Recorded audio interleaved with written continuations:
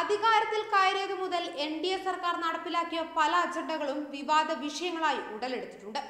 ആദ്യ കാലയളവിൽ ജനങ്ങൾക്ക് മേൽ അടിച്ചേൽപ്പിക്കാവുന്ന അജണ്ടകളെ കുറിച്ച് അവർ ഗൂഢാലോചന നടത്തി. പിന്നീട് തുടർ ഭരണത്തിൽ ഓരോ നടപടിയും സാധാരണ ജനങ്ങൾക്കുള്ള ഇരട്ടത്താപ്പുകളായിരുന്നു. കേന്ദ്ര സർക്കാർ നടപ്പിലാക്കാൻ ഉദ്ദേശിച്ച ഏറ്റവും വലിയ സുപ്രധാന കരാറുകളിലൊന്നായിരുന്നു റഫേൽ കരാർ. 2016 റഫേൽ യുദ്ധവിമാന കരാർ നടപ്പിലാക്കുന്നതിന്റെ തീരുമാനമുണ്ടായത്. ഇന്ത്യയും ഫ്രാൻസും തമ്മിലുണ്ടായിരുന്ന ഒരു അന്തർ ഗവൺമെന്റിന്റെ കരാറായിരുന്നു റഫേൽ ഇടപാട്. 2012 UPA സർക്കാരിന്റെ കാലത്താണ് ഫ്രാൻസിൽ നിന്ന് റഫേൽ വിമാനങ്ങൾ വാങ്ങാൻ തീരുമാനമുണ്ടായത്. 2 എഞ്ചിനുകളുള്ള യുദ്ധവിമാനമാണ് റഫേൽ. ആകാശത്ത് നിന്ന് താഴെ ഭൂമിയിലേക്ക് ആക്രമണം നടത്തുവാനും ശത്രു വിമാനങ്ങളോട് പോരാടാനും ശേഷിയുള്ള യുദ്ധവിമാനങ്ങളാണിവ. ഏറ്റവും കുറഞ്ഞ നിരക്കിൽ ടെൻഡർ നൽകിയതിന്റെ അടിസ്ഥാനത്തിൽ റഫേൽ വിമാന നിർമ്മാതാക്കളായ ഡസോൾട്ടുമായി ചർച്ചകൾ നടത്താനാണ് സർക്കാർ തയ്യാറായത്. 2015 പ്രധാനമന്ത്രി നരേന്ദ്രമോദിയുടെ ഫ്രാൻസ് സന്ദർശനത്തോടെയാണ് റഫേൽ വീണ്ടും ചർച്ചയാകുന്നത്. കരാറിൽ ചില ഭേദഗതികൾ വരുത്തി ഫ്രാൻസിൽ നിന്നും വാങ്ങാൻ തീരുമാനിച്ച 126 യുദ്ധവിമാനങ്ങൾ വെട്ടിച്ചുരുക്കി 36 ആക്കുകയും ചെയ്തു.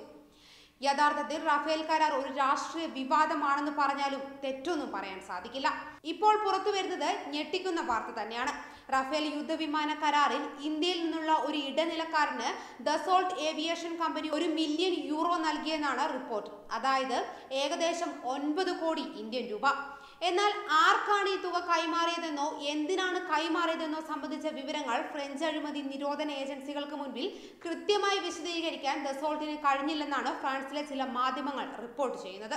2018 ഒക്ടോബറിൽ തന്നെ റഫേൽ കരാറിൽ ഇന്ത്യയിൽ നിന്നുള്ള ഒരു ഇടനിലക്കാരന് ദസോൾട്ട് തുക കൈമാറിയതായി ഫ്രഞ്ച് അഴിമതി നിയന്ത്രണ ഏജൻസിയായ ഫ്രാൻസിന് മനസ്സിലായിരുന്നു. ഇതിന്റെ അടിസ്ഥാനത്തിലാണ് കൃത്യമായ വിശദീകരണം ഏജൻസി ആവശ്യപ്പെട്ടത്.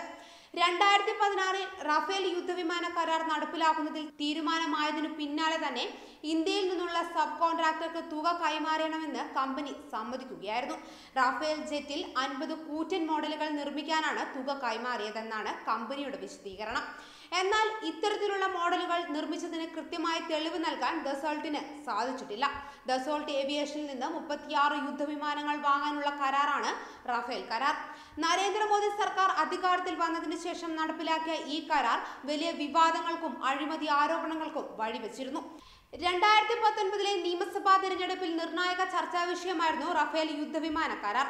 റഫേൽ യുദ്ധവിമാനങ്ങൾ ഇന്ത്യൻ വ്യോമസേനയുടെ ഭാഗമാകുന്നതും ചരിത്ര മുഹൂർത്തമാകുന്നതും വ്യോമസേനയുടെ ചരിത്രത്തിൽ തന്നെ സുപ്രധാന നാഴികക്കല്ലായിരുന്നു. ഇന്ത്യയുടെ ദേശീയ സുരക്ഷയെ സംബന്ധിച്ചിടത്തോളം നിർണായക വഴിത്തിരിവായ റഫേലിന് പിന്നിൽ ഒളിച്ചിരുന്ന ഈ ചതി പുറത്തു വന്നതോടെ മോദി സർക്കാരിന്റെ ഭരണം ഒരിക്കൽ കൂടി വിവാദത്തിൽ ഉൾപ്പെട്ടിരിക്കുകയാണ്.